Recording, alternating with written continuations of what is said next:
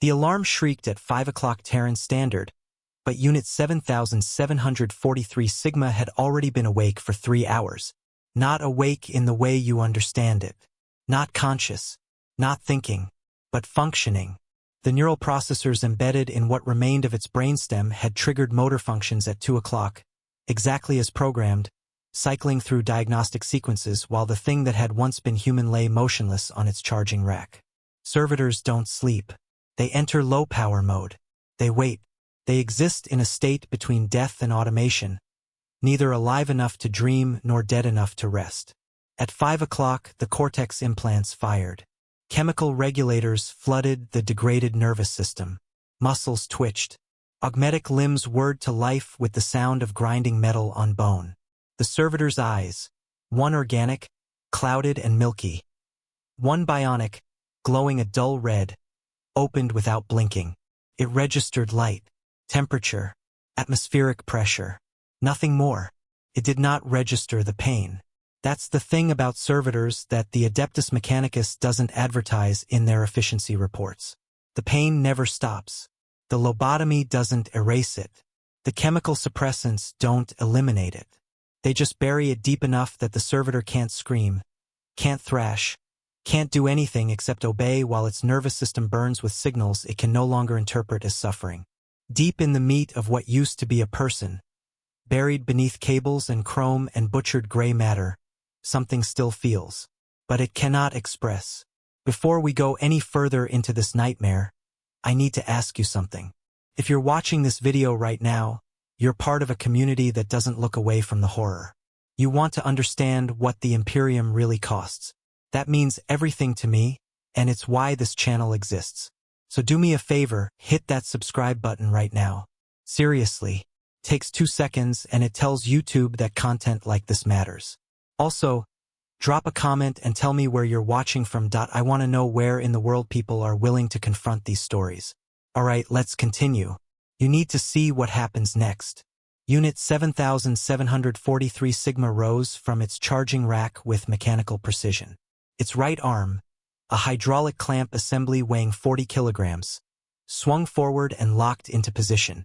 Its left arm, still partially organic, hung at an awkward angle, the flesh mottled with chemical burns and surgical scars that had never properly healed. They don't waste anesthetic on servitors. Why would they? The lobotomy is supposed to handle that. Supposed to. The unit shuffled forward, dragging one leg behind it.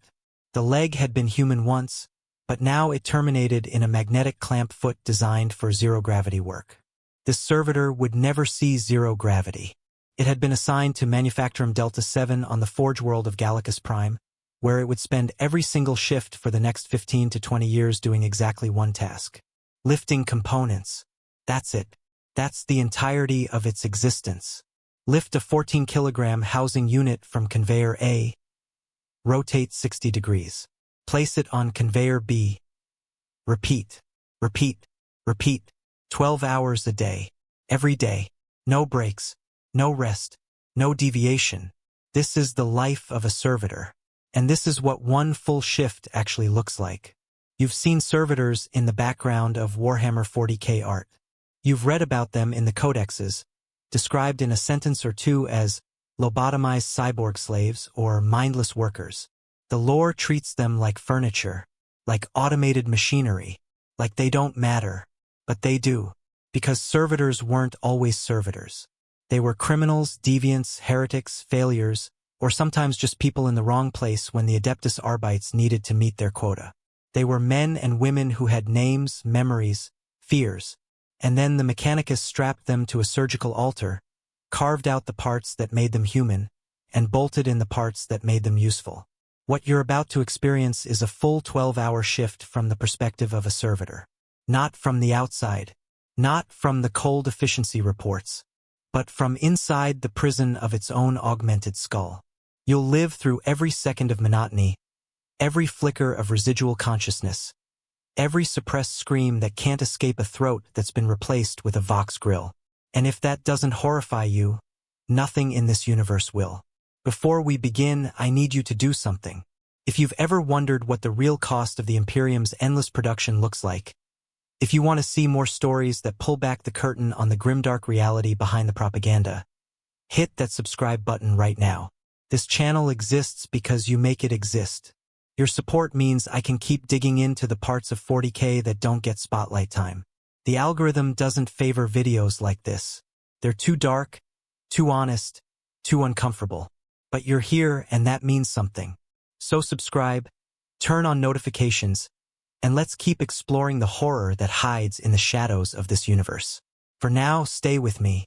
You need to see what 12 hours in a servitor's existence actually means. Let's begin the shift. The first 3 hours are the worst. Not because the work is harder, but because the residual chemistry from the charging cycle hasn't fully stabilized yet. The human parts of Unit 7743 Sigma are still trying to wake up the way they did before the conversion. The biological portions of the brain, the fragments that survived the lobotomy, keep firing signals that make no sense anymore. Hunger, thirst, the need to urinate. The servitor has no digestive system.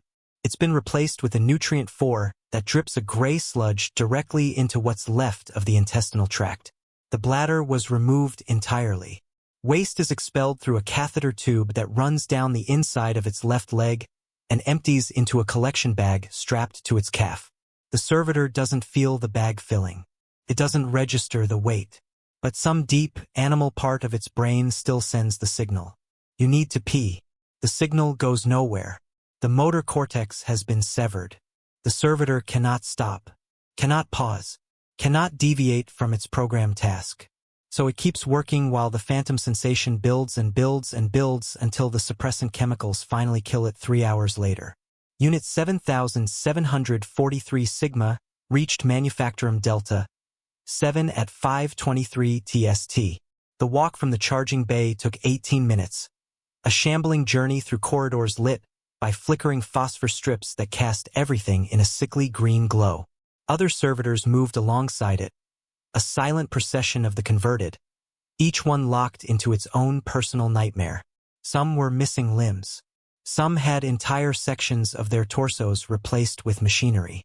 One unit, 4429 Theta, had no lower jaw at all, just a tangle of wires and tubes where its mouth used to be. They didn't look at each other, couldn't look at each other. Their optical sensors were calibrated for task-specific focus only. But if they could have looked, if they could have seen each other for what they truly were, would they have recognized the horror? Would some fragment of their humanity have rebelled? It doesn't matter. The question is academic. Servitors don't rebel. They can't. The neural override prevents it. The floor of the manufactorum stretched for 3 kilometers in every direction.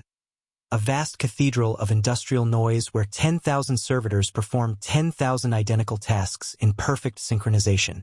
The ceiling rose 30 meters overhead, lost in shadow and steam. Massive pipes ran along the walls, carrying coolant, power, compressed air, and chemicals whose names only the mechanicus knew. The air was thick with aerosolized coolant, burnt ozone, and the smell of overheated flesh. Temperatures hovered around 43 degrees Celsius. The servitors didn't sweat.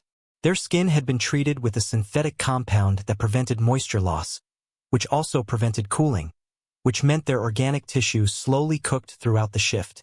Most servitors lasted about 18 years before systemic organ failure. 7743 Sigma had been operational for 4 years and 7 months. It shuffled to its assigned station, a section of conveyor belt marked with yellow hazard stripes and a Gothic numeral 7 stenciled in red.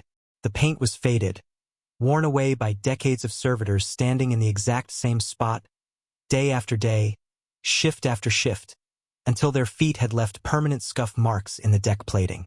The conveyor belt moved at a constant speed, carrying housing units fresh from the smelting forges 3 floors below. Each unit was still hot, not glowing, but hot enough to blister unprotected skin on contact. The servitor's right arm, the hydraulic clamp, was not protected.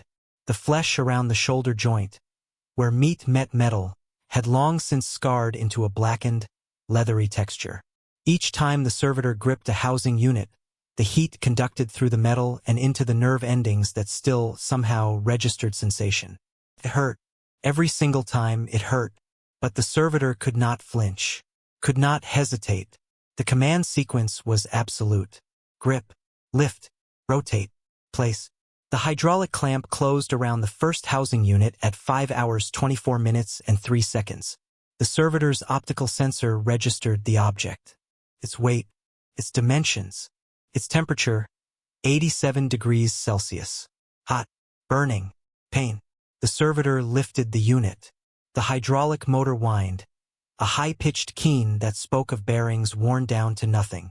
The arm rotated 60 degrees with the precision of a machine that had performed this exact motion 1,576,800 times over the past 4 years.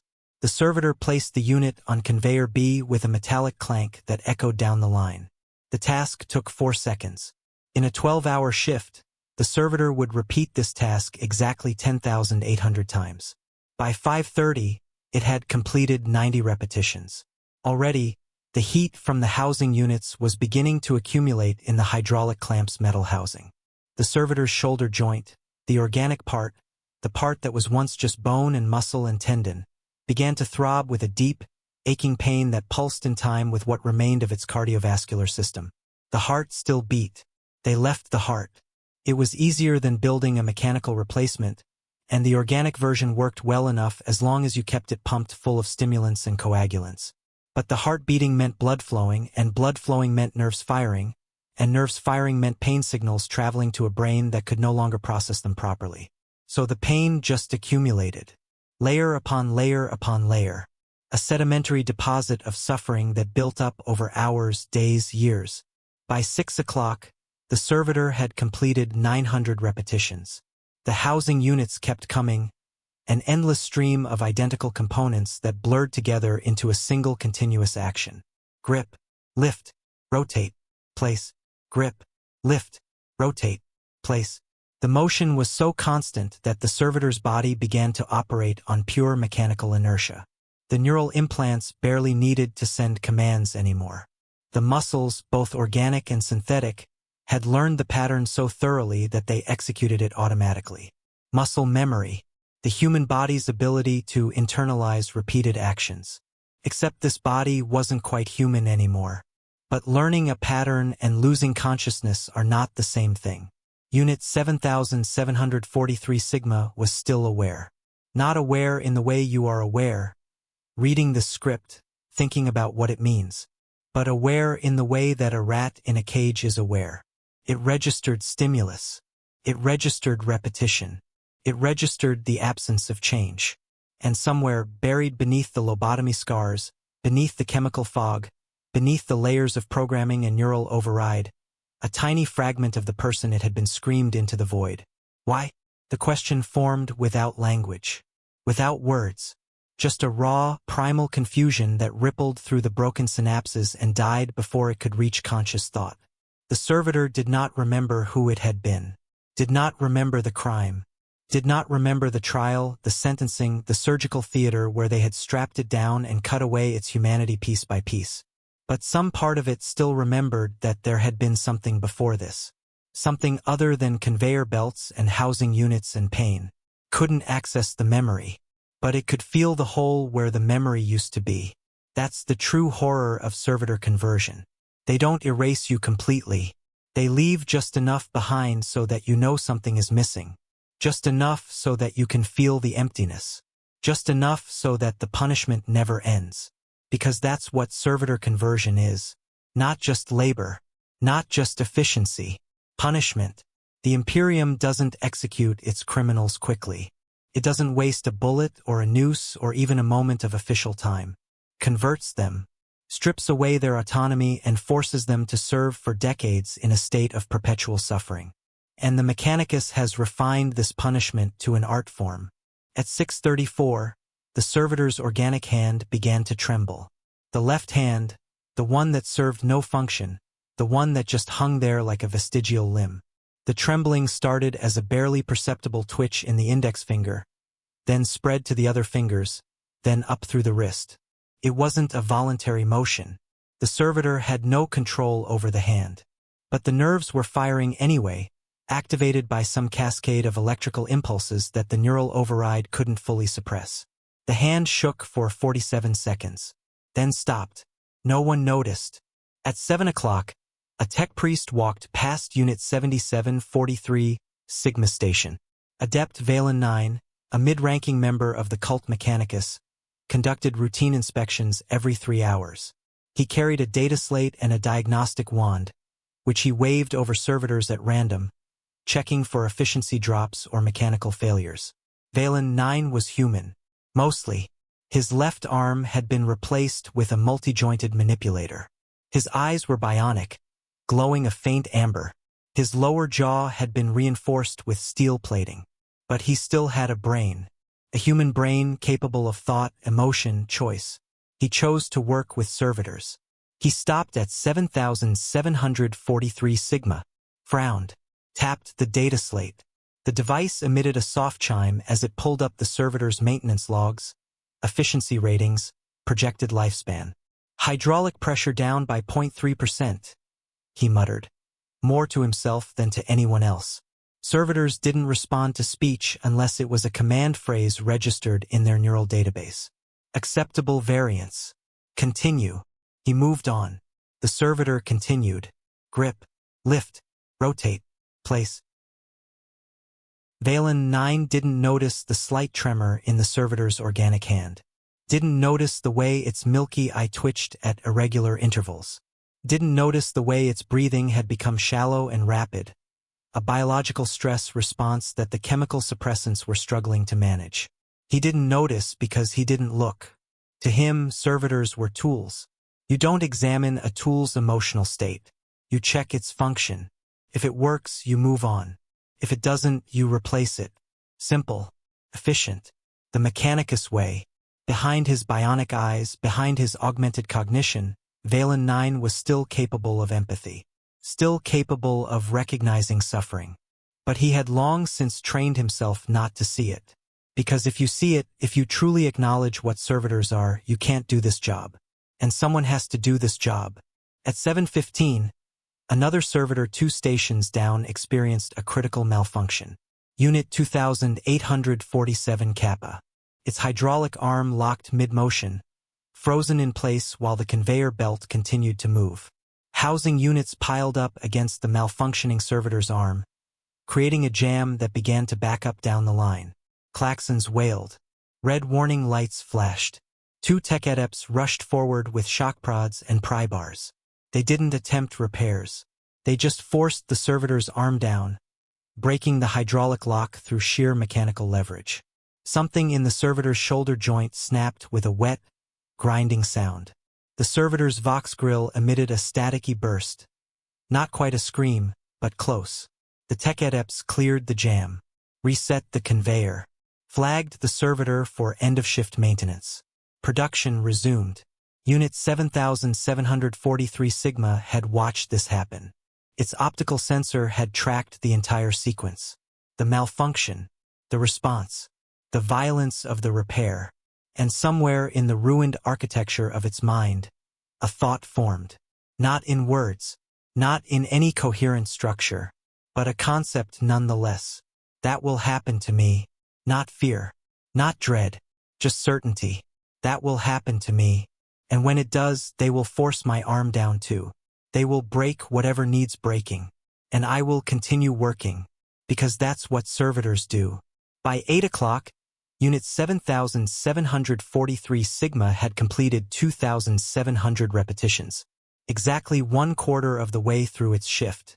The heat from the housing units had raised the temperature of its hydraulic clamp by 8 degrees. The metal was beginning to warp. Within 6 months, the clamp would need to be replaced. The servitor would be taken offline for 40 minutes. The old clamp sawed off at the shoulder joint. A new one bolted directly into the bone, and then it would return to work. No anesthetic. No recovery time. Just back to the line. Because servitors don't need recovery. They're already dead. The only question is how long until the body realizes it. The second quarter of the shift is when the production floor reaches its peak operational tempo. Every manufacturer operates on carefully calculated output quotas, and Delta 7 is no exception. By 8 o'clock, all 10,000 servitors are in full operation, and the noise becomes a physical thing. It's not just sound. It's pressure. A constant, thrumming vibration that rattles through the deck plates, through the air, through the bones of everything organic still left in the building. The noise comes from everywhere. Conveyor belts grinding against ancient gears. Hydraulic presses slamming down with enough force to flatten steel. Cooling fans the size of HAB units roaring as they try desperately to keep the temperature below the point where machinery starts melting. And beneath it all, a deeper sound. A rhythmic thumping that seems to come from the foundation of the hive itself. That's the heartbeat of Gallicus Prime. The main reactor cores, buried kilometers beneath the surface, pulsing with the power that keeps 30 billion people alive. The servitors can feel it through their feet. That steady, relentless beat. It matches the rhythm of their work. Grip, lift, rotate, place, boom, boom, boom. As if the hive itself is breathing in time with their labor. Unit 7743 Sigma doesn't have ears anymore. Not fully. The conversion process replaced its left ear with an audio receptor calibrated to detect command tones and emergency klaxons. The right ear remains organic, though damaged. Perforated eardrum. Chronic infection that weeps a thin, greenish fluid down the side of its neck. The Mechanicus doesn't waste antibiotics on servitors. Infections are only treated if they threaten to spread to the mechanical components. But it can still hear. The roar of the Manufactorum has become the servitor's entire universe. It doesn't remember silence. Can't conceive of it. Sound is simply the natural state of existence, like gravity or pain. At 8:47, something changed. Unit 7743 Sigma gripped a housing unit. Lifted. Rotated. But as it moved to place the unit on conveyor B, the belt jerked. Stuttered. A mechanical seizure somewhere down the line, some bearing or gear giving out after decades of continuous operation. The belt stopped completely. The servitor froze mid-motion, hydraulic arm extended, holding the housing unit suspended over the motionless conveyor. It stood there, waiting. The command sequence was clear. Place unit on conveyor B. But conveyor B was not moving. The neural implants had no protocol for this scenario. So the servitor simply maintained position, locked in place like a statue, waiting for conditions to change. 30 seconds passed. The housing unit was still hot. Heat radiated through the hydraulic clamp, conducted into the metal bolts that fused the machinery to the servitor's skeleton, transmitted directly into the bone and the nerve clusters wrapped around it. Burning, burning, burning. 1 minute. The servitor's organic hand began to shake again. Harder this time. The tremors traveled up the arm, into the shoulder, making the entire left side of its body quiver. Still, the servitor did not move, did not lower the housing unit, did not adjust its position. 2 minutes. Down the line, other servitors had also stopped.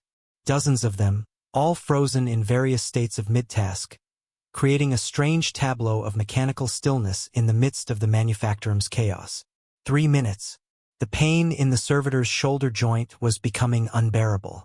Not that it could bear or not bear anything, the concept of tolerance didn't apply anymore. But the nerve signals were reaching a critical threshold, triggering cascades of bioelectrical activity that the suppressants couldn't fully dampen. Deep in what remained of its organic brain, something was screaming. For minutes, tech adepts rushed to the malfunctioning section of the conveyor belt. They carried tools, diagnostic equipment, replacement parts. They worked with efficient precision, identifying the failed component, a seized bearing in one of the drive motors, and beginning the replacement procedure. None of them looked at the servitors. 5 minutes. Down the line, another servitor collapsed. Unit 3381 row. Not from the stoppage, but from accumulated system failure. The thing had been operating at critical levels for weeks, and the sudden cessation of movement seemed to trigger some kind of cascade. Its hydraulic legs buckled. Coolant fluid sprayed from a ruptured line. The servitor crumpled like a broken toy, its augmetic arms flailing briefly before going still. 2 tech adepts rushed over. Not to help, to remove the obstruction. They grabbed the servitor by its augmetic limbs and dragged it away from the production line. The servitor's organic parts left a dark smear across the deck plating. It was still moving, still twitching.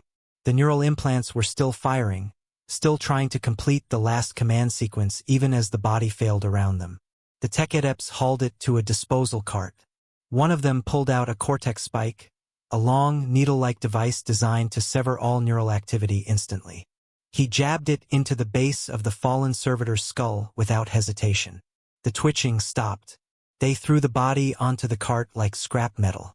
Unit 7743 Sigma watched this happen. Its optical sensor tracked every detail.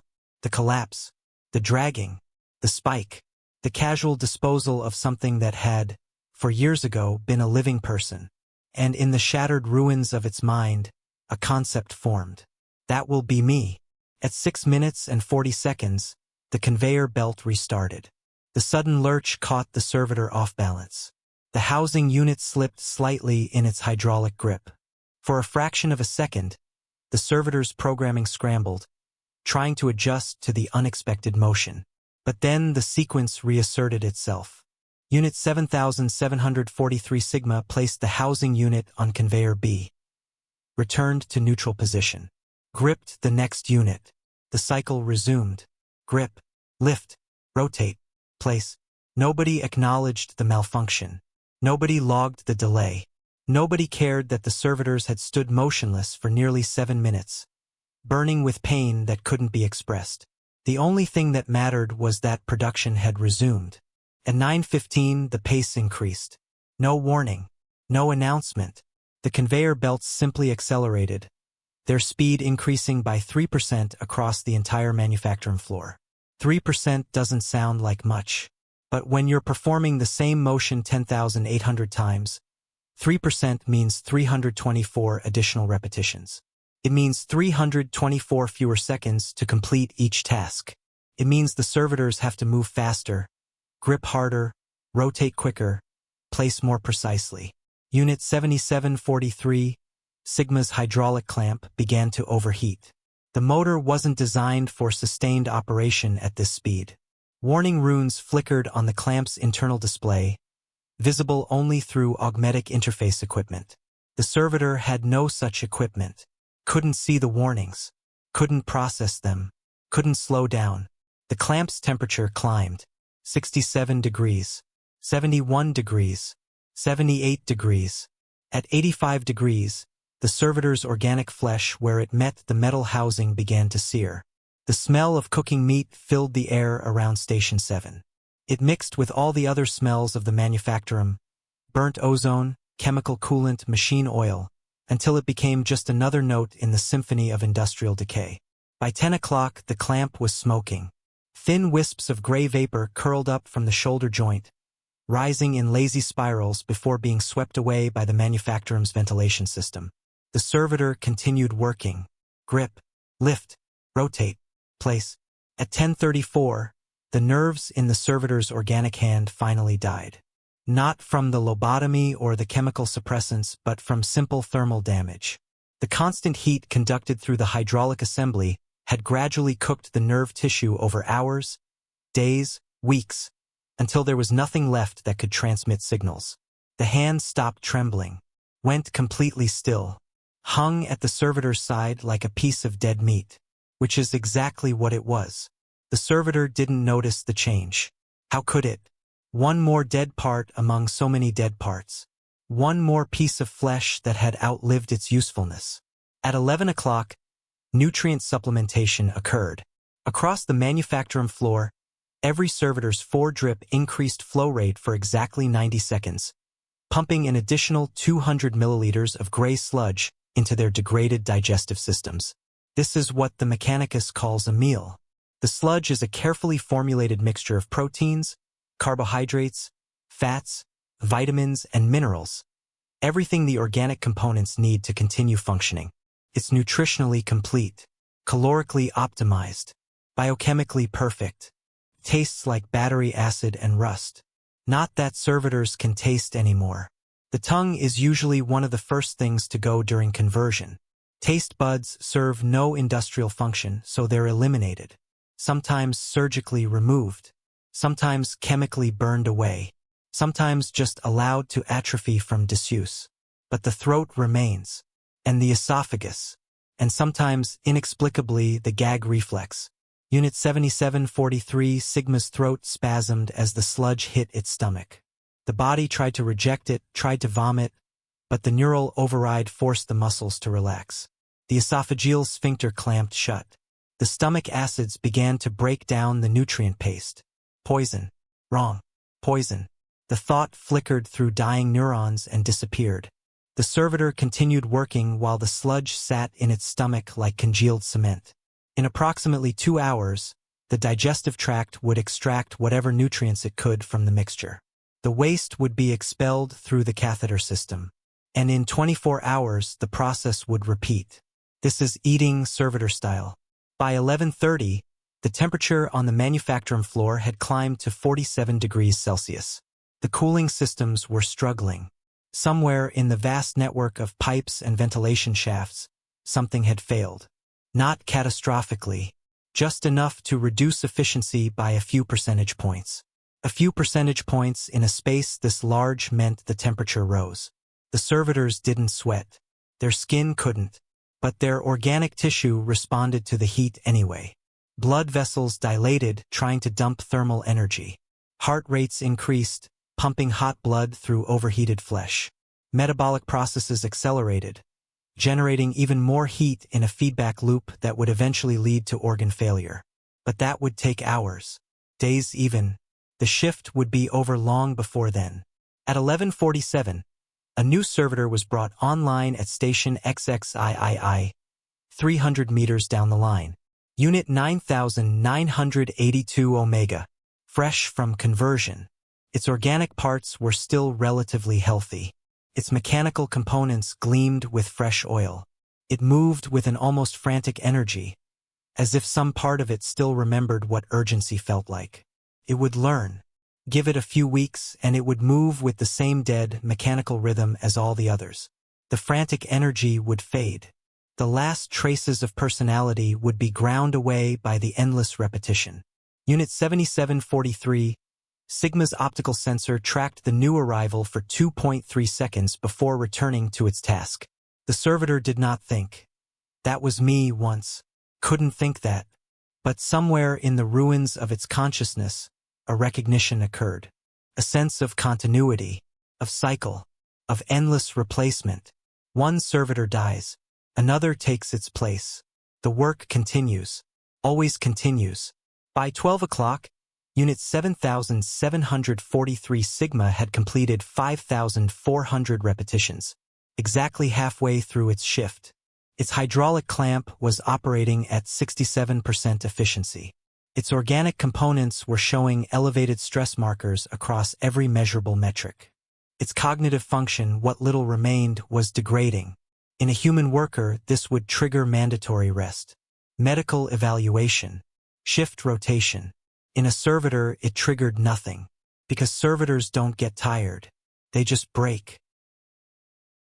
And when they break, there's always another criminal, another heretic, another unfortunate soul waiting on the surgical altar to take their place. The Imperium has an endless supply. The third quarter of the shift is when entropy begins to show its teeth in earnest. The careful balance the Mechanicus has engineered between organic and mechanical, between human and machine, starts to fracture. What leaks through those fractures is neither flesh nor steel. There's something worse, something in between.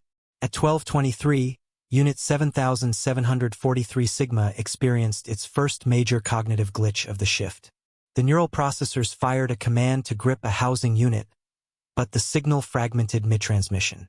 Corrupted data, degraded pathways, the electronic equivalent of a stroke. For 0.7 seconds, the servitor stood completely motionless. Its hydraulic clamp hovered over the conveyor belt, neither open nor closed. Its optical sensor fixed on a point in space that held no significance. 0.7 seconds is an eternity in industrial time. The housing unit passed by, unclaimed, untouched. It continued down conveyor A, moving toward a junction point where it would be automatically diverted to a quality control station because no servitor had claimed it. The servitor's remaining organic I tracked it as it disappeared. And somewhere in the shattered remains of its brain, buried beneath layers of lobotomy scars and chemical suppression, a concept formed. Not a word, not a thought, just a raw sense of wrongness. Failed. Error. Failed. The next housing unit arrived. The neural processors rebooted. The command sequence reasserted itself. The servitor gripped the unit, lifted, rotated, placed. The cycle resumed. But the glitch had happened. And glitches don't heal. They accumulate, each one carving a slightly deeper trench through already damaged neural pathways. Each one making the next glitch more likely. This is how servitors fail. Not all at once, but gradually. A death by 1,000 small malfunctions. At 1,300 hours, production quotas were transmitted across the manufacturer's Vox network. The update arrived as a burst of binary cant, machine language that only tech priests and their equipment could properly interpret. But the essence was clear enough. Output was below target. Adept Valen 9 stood on an elevated platform overlooking the servitor floor, reading from his data slate with the enthusiasm of someone conducting an autopsy on a particularly boring corpse. Current output, 94% of target efficiency. Shortfall, 6%. Cause, conveyor malfunction, Sector 19. Servitor Unit 3381 row failure and removal. Adjusting operational parameters to compensate. He tapped a command into his data slate. Across the manufacturing floor, the conveyor belts accelerated again. Another 2% increase in speed. The servitors didn't protest. Couldn't protest. They simply moved faster. Unit 7743, Sigma's hydraulic clamp screamed. Not literally. Servitors can't scream. The vocal cords are severed during conversion, replaced with a Vox grill that can only produce machine code acknowledgments and the occasional staticky burst when systems malfunction. But the clamp screamed anyway. A high-pitched metallic whine as the gears stripped against each other, as bearings that were already worn to nothing tried to handle speeds they weren't designed for. The sound was like fingernails on slate, amplified and sustained. Valen 9 heard it, looked up from his data slate, frowned slightly, then made a note and moved on. The clamp would fail soon, probably within the next 48 hours. But it would be logged as routine maintenance. Expected wear. Acceptable loss. Nothing to be concerned about. By 1330, the servitor's shoulder joint had begun to dislocate. The organic bone, weakened by years of stress and inadequate nutrition, was literally pulling apart from the socket. The repeated lifting of 14-kilogram units at increased speed, combined with the degraded state of the surrounding tissue, meant the joint couldn't maintain structural integrity anymore. With each repetition, the bone slipped a little further out of place. Millimeter by millimeter, the organic ligaments stretched, tore, snapped. The pain was extraordinary. Imagine someone slowly pulling your arm out of its socket. Now imagine they're doing it for hours, while you can't move, can't scream, can't do anything except feel every single fiber tear, every nerve ending fire, every bone grind against bone. That's what Unit 7743 Sigma experienced. But the lobotomy had severed the connection between pain and motor response. The body screamed. The mind couldn't hear it. The servitor kept working. Grip, lift, rotate, place. At 1400 hours, something strange happened. A housing unit came down the conveyor belt. Same size as all the others. Same weight. Same temperature. Identical in every measurable way. But as Unit 7743 Sigma's optical sensor registered it, something in the servitor's degraded neural architecture misfired. The sensor saw the housing unit. But something else, some fragment of preserved memory, some echo of a person who no longer existed, saw through it. For a fraction of a second, immeasurably brief, the servitor didn't see a housing unit. It saw sunlight, not the harsh industrial glare of the manufacturer's overhead lumens. Real sunlight, natural light streaming through a window, casting warm shadows across a floor that wasn't metal. And with the light came sensation, the ghost of a feeling that had once been real. Warmth, safety, home. The memory, if it even was a memory, lasted less time than a single heartbeat. And then it was gone. The suppressant chemicals crashed through the Servitor system like a chemical tsunami. Neural pathways snapped shut. The cascade of misfiring neurons was forcibly terminated. The awareness, such as it was, dissolved like salt in boiling water. The Servitor gripped the housing unit. Lifted, rotated, placed. The cycle resumed. But something had changed. Some threshold had been crossed. The fragment of the person who still existed deep within the machine had surfaced for just a moment. And now, despite the chemicals, despite the lobotomy, despite everything the Mechanicus had done to erase it, that fragment couldn't fully submerge again. It was still there, still aware, still trapped. At 1417, the Servitor's dislocated shoulder finally gave out completely. The organic tissue tore through entirely. The ball of the humerus pulled free from the socket with a wet, grinding sound that was audible even over the manufactorum's roar. The Servitor's arm should have dropped, should have hung useless at its side. But it didn't. The hydraulic clamp was still bolted to the shoulder blade and ribcage. When the organic joint failed, the mechanical housing took over, holding the arm in place through pure structural rigidity. The Servitor's spine curved at an unnatural angle, compensating for the lost organic support. Vertebrae shifted, compressed. The Servitor's posture became grotesque, twisted. Its body bent in ways human anatomy shouldn't allow. But it kept working, because the neural implants had detected the failure and immediately rerouted motor control. The organic joint was gone, but the mechanical components could still function. The arm could still move. The task could still be completed. That's all that mattered.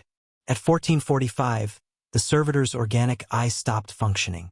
The infection that had been festering in the tear duct for months finally spread to the optic nerve. The nerve tissue, already damaged from years of inadequate circulation and chronic inflammation, simply died. The eye clouded over completely, turned a milky white that reflected the manufactorum's lighting like a pearl. The Servitor was now half-blind. It didn't affect performance. The bionic eye provided more than sufficient visual data. The organic eye had been redundant anyway.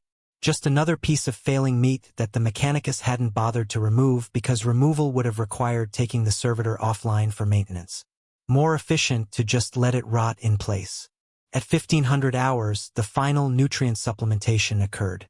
Another 90-second burst of gray sludge pumped directly into what remained of the digestive tract. This time, the body didn't try to reject it. The gag reflex had finally burned out completely, the nerves too damaged to fire anymore. The sludge sat in the stomach like wet concrete. The digestive acids tried to break it down, but the Servitor's metabolism was so degraded that the process barely functioned. Most of the nutrients would pass through unabsorbed, but that was acceptable. The Servitor only needed enough to keep the organic components alive for another day. Tomorrow's shift would bring tomorrow's nutrients, and the cycle would continue. At 1523, Unit 7743 Sigma experienced another cognitive glitch. This one lasted longer than the first. A full 2 seconds of frozen stillness while the neural processors struggled to maintain coherent function. 2 seconds. The Servitor stood motionless, hydraulic clamp extended, holding a housing unit in mid-air. But this time, something different happened. In those 2 seconds of silence, in the gap between commands, the Servitor's remaining neurons fired in a pattern they hadn't fired in years. The pattern wasn't a thought, wasn't a memory, but it was close.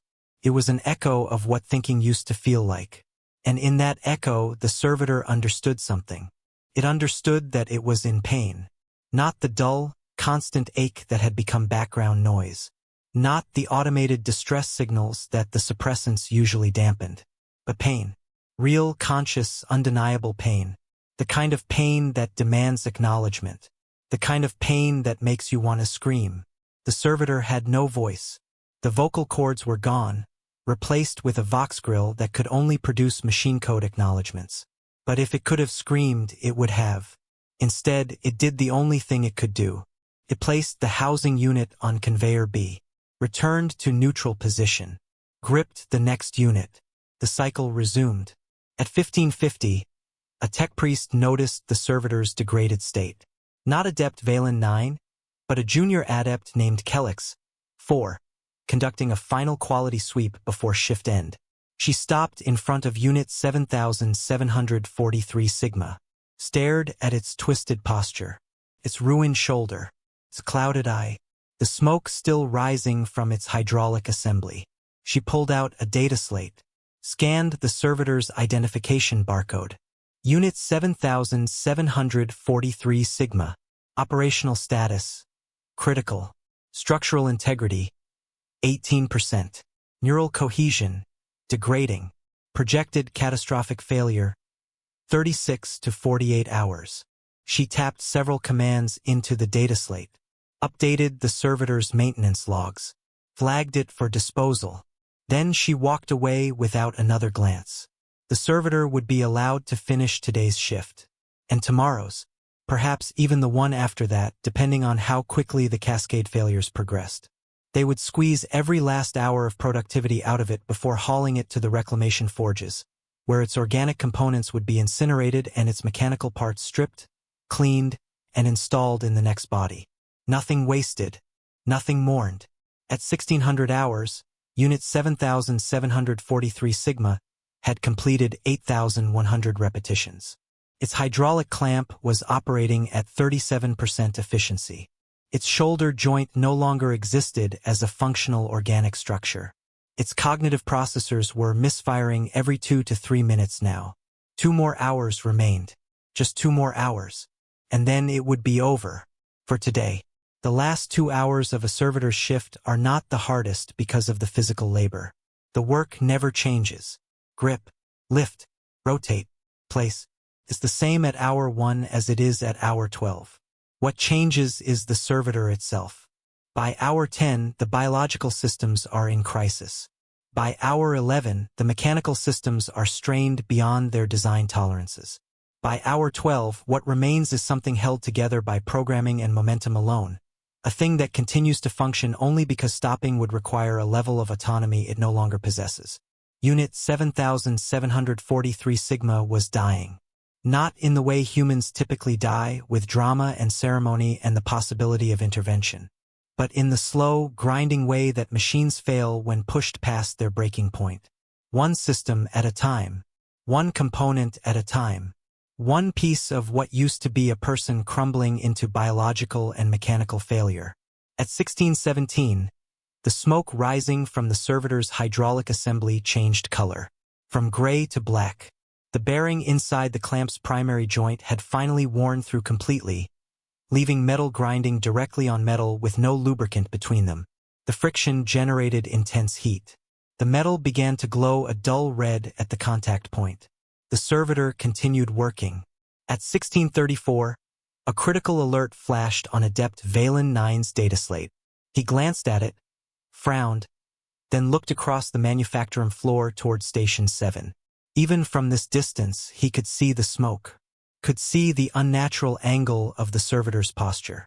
He made a notation, flagged the unit for immediate post-shift inspection, then returned to his other duties. The servitor represented an acceptable loss. Its productivity had already exceeded the cost of conversion by a factor of 8.7. Even if it failed catastrophically right now, the mechanicus would still consider it a successful investment. That's how they calculate these things.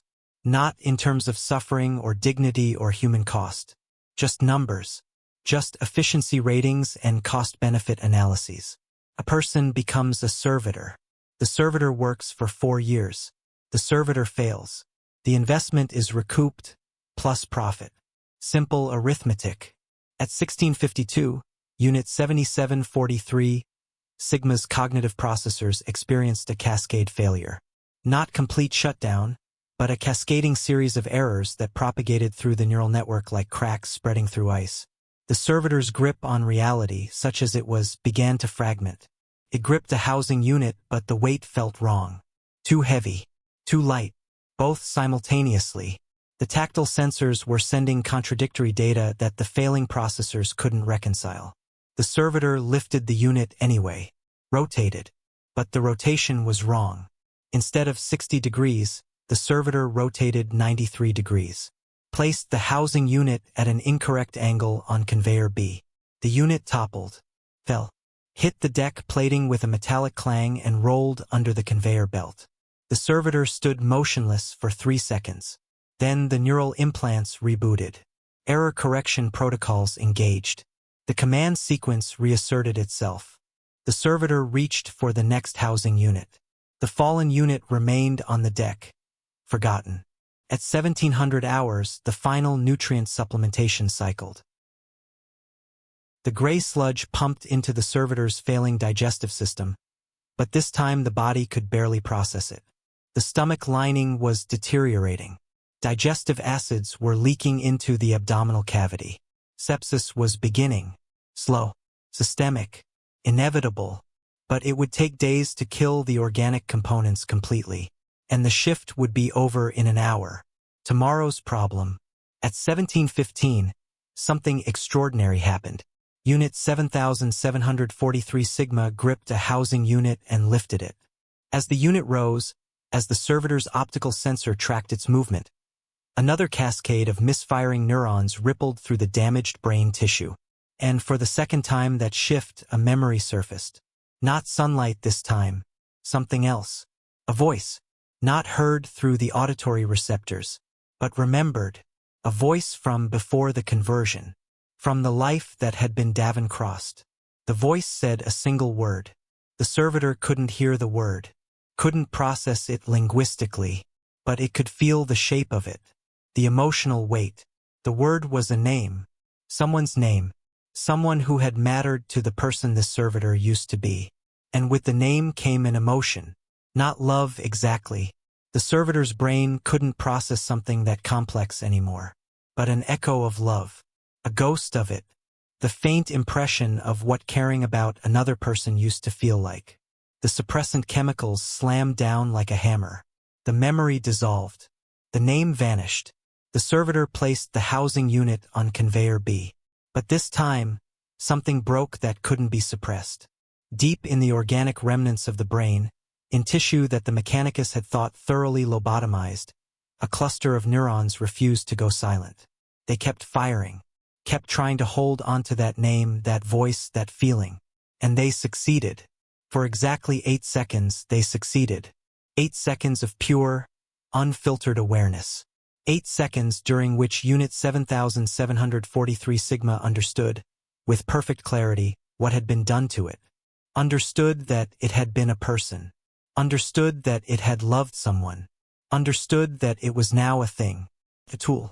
A machine made of meat and metal, condemned to this endless repetition until its body finally collapsed.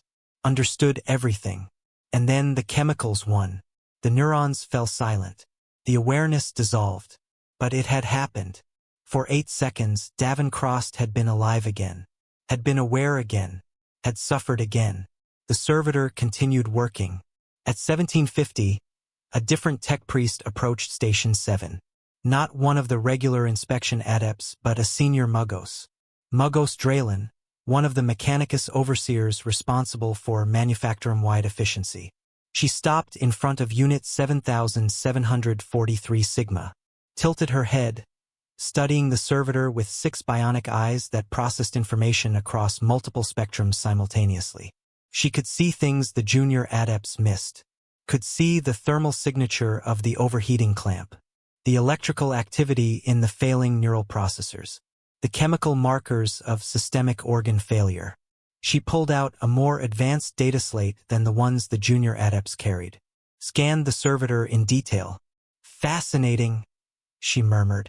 Neural activity is fluctuating at anomalous levels. Cognitive glitches increasing exponentially. Yet productivity remains within acceptable parameters. She made several notations. Then did something unexpected. She leaned closer to the servitor. Looked directly into its clouded organic eye. For a moment, there was something in her augmented gaze that might have been recognition. Might have been empathy. Might have been the faintest trace of regret. But then she straightened, closed the data slate, Continue, she said, though the servitor hadn't stopped. She walked away, and Unit 7743 Sigma kept working. At 1759, the shift-end klaxon prepared to sound. Across the manufactorum, servitors were completing their final tasks of the day. 10,000 units performing 10,000 final repetitions. Unit 7743 Sigma gripped its final housing unit at 17 hours 59 minutes and 47 seconds. Lifted at 17 hours 59 minutes and 49 seconds. Rotated at 17 hours 59 minutes and 51 seconds. Placed at 17 hours 59 minutes and 53 seconds. At 18 hours, the klaxon sounded. A single, sustained note that cut through the manufactorum's roar like a knife. And every servitor stopped.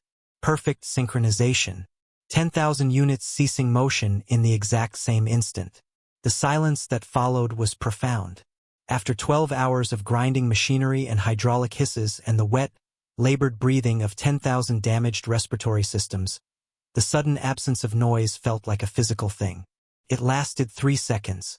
Then the conveyor belts began to slow. Machinery powered down. The manufactorum's heartbeat slowed from a roar to a dull thrum. Unit 7743 Sigma stood at its station for exactly 10 seconds, as programmed, allowing other servitors to clear their positions first. Then it turned, a movement that sent fresh waves of grinding pain through its destroyed shoulder joint, and it walked, joined the slow, shambling procession of thousands of other units returning to the charging bays. A parade of the broken and damned, shuffling through corridors lit by flickering emergency lighting. The walk took 23 minutes tonight, longer than usual. The servitor's damaged leg could barely support its weight anymore. Each step was an exercise in controlled collapse. But it walked. At 1823, Unit 7743 Sigma reached its charging rack. Bay 77, Row 43, Position Sigma. The same position it had occupied for 4 years and 7 months. It positioned itself with the last reserves of its motor control. Backed into the rack. Felt the charging contacts connect to the port in its lower spine. Electricity flooded its systems. The power surge was supposed to be smooth, gradual. But the servitor's failing components couldn't regulate it properly. The voltage spiked. Several minor circuits fried. Smoke curled from the Vox grill. The servitor's optical sensors dimmed. Motor functions ceased. It entered low-power mode. But it did not rest. Because in 5 hours, the diagnostic sequences would begin again. And in 7 hours, the alarm would shriek. And in 7 hours and 24 minutes, it would return to Manufactorum Delta 7 and grip the first housing unit of a new shift. And it would do this tomorrow, and the day after, until catastrophic failure, which, according to Kellex 4's assessment, would occur within the next 48 hours. 2 more days, 2 more shifts, and then Unit 7743 Sigma would fall, would be dragged to the reclamation forges, would be destroyed, and another servitor, perhaps even now being converted in some surgical theater, screaming through a severed larynx as the Mechanicus carved away its humanity, would take its place. The cycle would continue, because the Imperium always continues, no matter the cost. There's a question that haunts the Adeptus Mechanicus, though most tech priests would never admit it exists. It's whispered in the deep forges of Mars during maintenance cycles, when the servitors are in low-power mode and the adepts think no one is listening. It's debated in encrypted data bursts between magi who've spent decades managing servitor conversion facilities. It's a question that strikes at the heart of what the Mechanicus does, what it has always done, what it must continue doing for the Imperium to function. The question is simple and terrible. Are they still in there? The official answer is no. Absolutely not. The lobotomy erases higher brain function. The chemical suppressants eliminate emotional response. The neural implants override any residual consciousness. The servitor is a blank slate, an organic machine with no awareness, no suffering, no soul, just a tool. That's what the training manuals say. That's what every tech adept learns during their first rotation in the conversion theaters. The person you're operating on is already gone. You're not killing them. You're repurposing biological material that would otherwise be wasted. It's efficient. It's logical. It's the Mechanicus way. But there are reports. Classified documents buried deep in the data vaults of Mars, accessible only to high-ranking magi and those with specific security clearances. Reports of servitors exhibiting anomalous behavior that can't be explained by simple mechanical malfunction. A servitor pausing mid-task with no mechanical reason for the pause. A servitor's organic eye tracking a specific tech priest across the room, even though its programming should lock its gaze on the work. A servitor's Vox grill emitting sounds during low-power mode. Sounds that almost, if you listened closely enough, might resemble words. The official explanation is always the same. Degraded neural tissue causing random electrical activity. Corrupted command sequences creating false patterns. Electromagnetic interference from nearby machinery. Nothing to be concerned about, just malfunctions. But the tech priests who've worked with servitors for decades, who've personally overseen thousands of conversions and watched hundreds of thousands of units work and fail and be replaced, they know better. They've seen the way a servitor sometimes hesitates before completing a task, as if some part of it is trying to resist. They've seen the way a servitor's organic hand will sometimes tremble when it's being decommissioned, even though the neural pathways that control that hand have supposedly been severed. They've seen the way a servitor will sometimes look at you, really look at you, with an expression in its organic eye that is unmistakably, undeniably human. An expression that says, "I'm still here. Help me, please." In those moments, the tech priests understand the truth. The person is still in there. They're just screaming where no one can hear them. Unit 7743 Sigma had been a person once. The record still existed, though filed so deep in the administratum archives that no one would ever look for them. Prisoner 7743, convicted of sedition against the Adeptus Terra on the hive world of Gallicus Prime. The case file was brief, sparse, clinical. Name, Davin Crost. Age at time of conviction, 26 Terran Standard Years. Occupation, Junior Clerk, Administratum Taxation Division. Crime, distribution of unauthorized documentation questioning tithe assessment protocols.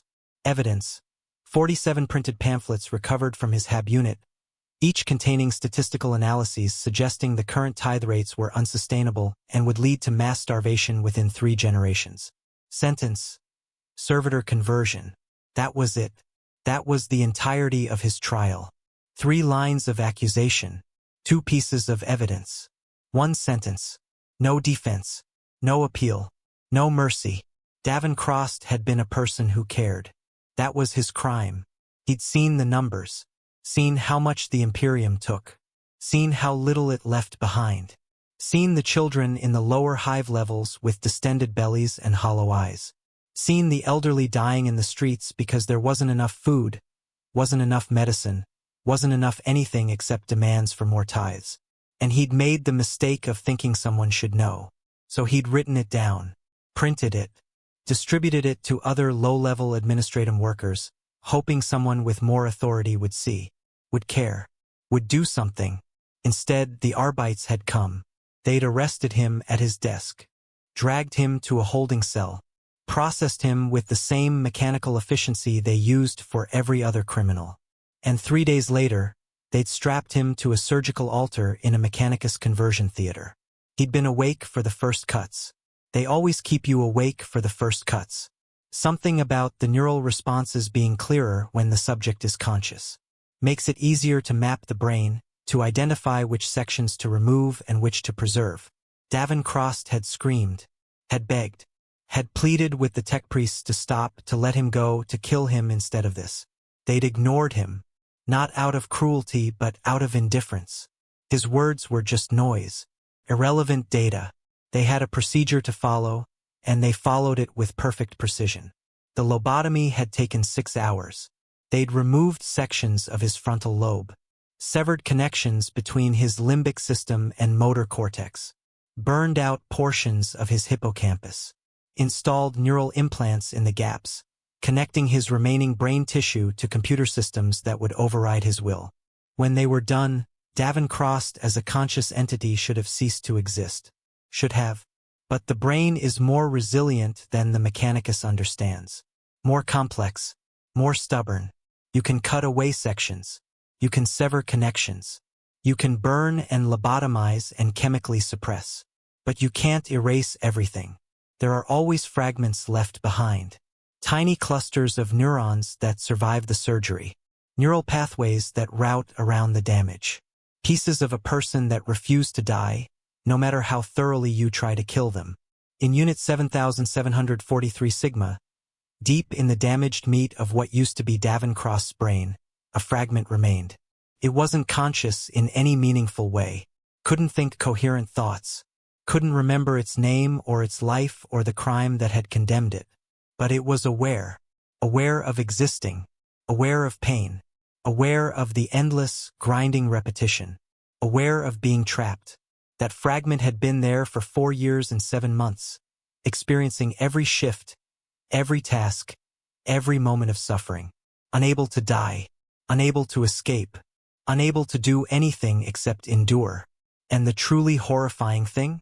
Unit 7743 Sigma wasn't unique. Across the Imperium, there were billions of servitors. And in every single one, there was a fragment. A ghost in the machine. A person screaming silently into the void. The mechanicus knows this. They have to know. 10,000 years of servitor conversion. Millions of surgical procedures. Countless studies on neural degradation and cognitive persistence. They've measured it. Documented it. Proven that fragments of consciousness remain even after the most thorough lobotomy. And they continue anyway, because the Imperium needs servitors. Millions of them. The Forge worlds need workers who never tire, never complain, never demand wages. The Hive cities need labor forces that can work in toxic environments without protective equipment. The Adeptus Mechanicus needs tools that combine human adaptability with mechanical reliability. And human beings are cheap. Cheaper than advanced robotics. Cheaper than artificial intelligence, which is forbidden under the cult Mechanicus's ancient prescriptions. Cheaper than paying actual workers living wages. Condemn a criminal to servitor conversion, and you get 15 to 20 years of productive labor. The mathematics are simple, efficient, logical, so they take criminals, heretics, deviants, anyone who breaks imperial law, no matter how minor the infraction. And when those run out, when the prisons aren't full enough to meet the demand, they adjust the laws. Make more things illegal. Lower the thresholds for conviction. Increase the quotas for the Arbites. They take the poor, the desperate, the unlucky, anyone who can't afford proper legal representation. Anyone who lives in the wrong district when the Arbites need to meet their monthly conversion quotas. They take people who cared too much like Davencroft, people who questioned too loudly, people who saw suffering and tried to do something about it. And they turn them into servitors, into tools, into things that spend decades trapped in their own bodies, aware enough to suffer but unable to express it, unable to die, unable to do anything except work and work and work until their bodies finally collapse. This is the true foundation of the Imperium's industrial might. Not the Space Marines. Not the Imperial Navy. Not the countless guard regiments dying on distant battlefields. Servitors. Billions of them. Each one a person who was sacrificed on the altar of efficiency. Each one still screaming. Unit 7743 Sigma will fail within the next 36 hours. The cascade failures are accelerating. The hydraulic clamp will seize completely. The neural processors will experience catastrophic collapse. The organic components will shut down one by one. And when it falls, when it finally collapses mid-task, the tech adepts will come. They won't try to save it. Won't attempt repairs. The unit has been flagged for disposal. It's more efficient to just replace it entirely. They'll drag it to the reclamation forges. Strip away the mechanical components. Incinerate the organic remains. And the parts, the cleaned, refurbished, still functional mechanical parts, will be installed in another body. Perhaps a new criminal is being sentenced right now, in some Arbites court halfway across Gallicus Prime. Perhaps they're strapping someone to a surgical altar at this very moment. Perhaps a tech priest is making the first incision. beginning the 6-hour process of converting a person into a servitor. And that person will become Unit 7743 Tau, or Omega, or whatever designation the Mechanicus assigns. And they'll take 7743 Sigma's place at Station 7. And they'll grip housing units and rotate and place them on Conveyor B. And deep inside their lobotomized brain, a fragment of who they used to be will scream silently. And the Imperium will continue, because it always continues, no matter the cost. That's one shift, 12 hours in the existence of a servitor. But this isn't a single story. This is happening right now, at this very moment, across millions of forge worlds and hive cities and manufactorums throughout the Imperium. Billions of servitors, billions of shifts, billions of people trapped in mechanical bodies, aware enough to suffer but unable to die. And the Imperium calls this efficiency. If this story affected you, if you felt even a fraction of what these converted souls endure every single day, then you understand why this channel exists. We don't just cover the glorious battles and heroic space marines. We cover the cost. The real cost of the Imperium, measured in bodies and souls and lives that don't matter to anyone except the people living them. So here's what I need you to do. Subscribe to this channel. Right now. Hit that button. Because there are more stories like this. Stories about the people the lore forgets. The ordinary humans crushed beneath the Imperium's weight. The billions who suffer and die so that the Astartes can have their wars and the Inquisition can have its purges and the Administratum can have its endless bureaucracy. Turn on notifications, because the algorithm doesn't favor content like this. It's too dark, too honest, too uncomfortable for casual viewers who just want to see cool space marines and epic battles. But you're not a casual viewer. You're still here. You read 9,000 words about a servitor's shift. That means you want the truth. The real Warhammer 40K. The horror that hides behind the propaganda and the glory. And if you made it this far, leave a comment. Tell me what you think. Do you believe the person is still in there? Do you think Davin Crost still exists somewhere inside Unit 7743 Sigma, screaming where no one can hear him? Or did the Mechanicus succeed? Did they finally manage to erase what it means to be human? I want to know what you think, because this is the question that matters most in the entire setting. In a universe where there is only war, where human life is the cheapest commodity, where suffering is measured in planetary scales, can they finally destroy the human spirit? Can they take a person and turn them into a thing so thoroughly that nothing human remains? Or is there always something left? Some fragment that refuses to die? Some ghost in the machine that keeps screaming, keeps fighting, keeps existing despite everything they've done to erase it? What do you think? Leave a comment. Start a discussion. Because this is what Warhammer 40K is really about. Not the space battles. Not the chains words. The cost. The endless, grinding, soul-destroying cost.